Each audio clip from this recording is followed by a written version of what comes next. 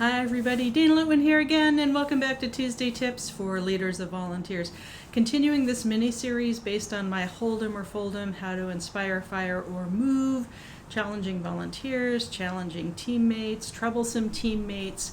I have kind of 6 archetype personalities or types of situations that I break this down into, and we've already covered founder syndrome, or the very entitled volunteer team member, and we've last week just covered the expert, who actually isn't an expert in anything, and this week we're talking about the office gossip king and or drama queen. Now, someone is usually kind of the central hub of gossip or communication in an office, and that isn't necessarily bad. That's part of what we're going to talk about.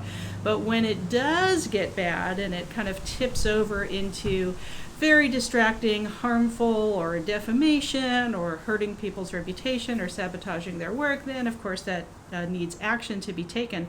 But if someone is kind of the hot goss, spilling the tea, tattling, telling tales, the drama king or queen or the office gossip typically is someone who requires a lot of attention.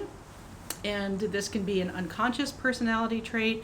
It can be that they're feeling insecure. It could be the opposite, that they're a big ego. And really research, and I actually found some pretty cool research going into resources for this video, and I'll link the research to 6 different papers studying gossip in the description below if you're interested in that. But typically the research so far has shown that people are mostly motivated to engage in gossip to bond socially with their group members, to entertain themselves, to exchange information, to vent emotions, and to maintain social order. And that's the one that can start to kind of tip into a toxic company culture or things that are harmful to others other than just, water cooler talk, as we would say back in the day.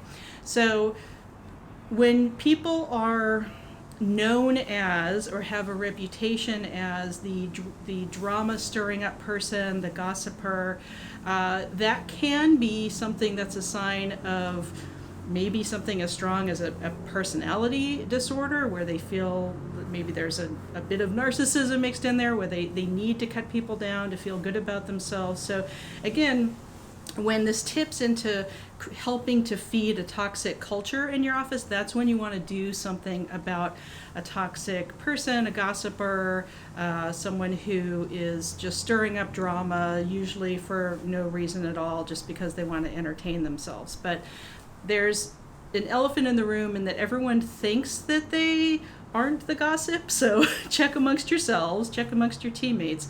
And it's kind of a thing where, everybody gossips to a certain degree, but we're going to talk about when this crosses some lines, either by your written code of conduct that should be the same for volunteers and paid employees or vendors or contractors with your organization. But it's kind of, gossip's the thing that everybody does and everyone talks about it, but they also kind of pretend it doesn't happen. So this is when it crosses a line to backstabbing or sabotaging someone else's success. Is it jealousy? Is it lies? Or does it set up liability for your organization with something as severe as defamation or libel?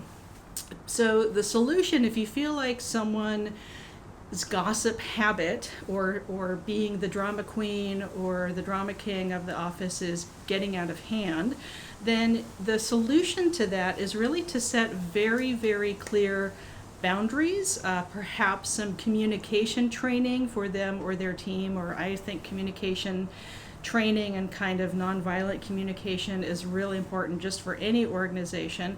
But you typically want to see if there's a way to inspire them to use their communication skills and their desire to connect and be social. Can you put that into a different role or different motivation? If you notice that person is constantly snipping, sniping, again, kind of sabotaging, backstabbing, talking badly about someone, then that's going to require a more serious volunteer services or even HR intervention, depending on if they're a volunteer or paid employee that's within your department or within your control.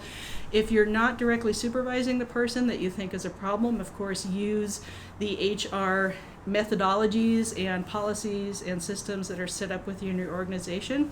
And I've also been with organizations where The person that is the drama queen and king and the worst gossiper was like the head of HR. So sometimes you have to take it pretty far up the food chain to try to help solve for toxic culture. But if someone is a negative or toxic gossiper, tattler, telling tall tales, it may get down to them needing to be dismissed or fired. You have to get a bad apple out of the barrel. If there's one or small handful of very toxic personalities and what they're talking about and their motivations are clearly not altruistic or beneficial or just harmless, talking about a TV show the next day. If they fall into that much more severe category, or you are worried that what they're talking about contains biases, bigotry, borders on harassment, then of course take action and get them out before it kind of poisons the rest of the team or the organization, or if it spreads. If you are in an organization, and unfortunately there are lots of them across sectors, not only in nonprofit or volunteer engagement work, but kind of across the board. If you're working with a toxic boss, a toxic team member, the whole culture of the organization seems kind of rotten from the ground up, then it's a pretty good labor market right now. The best time to find a different job is when you have one. So if you're feeling like your own mental health, emotional happiness is being impacted by someone who's the drama king, the gossip queen of the office, then take care of yourself and do what you have to do to change it. But ideally, if this is someone that you supervise or you work with, you can kind of use some other systems to inspire them to communicate differently, to think about colleagues differently. And very often, again, most people, by the research that I've linked below, most people do not intend harm, but we also know that impact is very, very different than intent when it comes to biases and harm, and ways that people are not helping their team be the best that it can be and do the work that you all share in the common goals and the mission of the agency. So I hope you're enjoying this little mini series on kind of troublesome teammates or problem personalities. And next week we'll be back with how to handle the Grumposaurus. So we'll see you next time, and take care.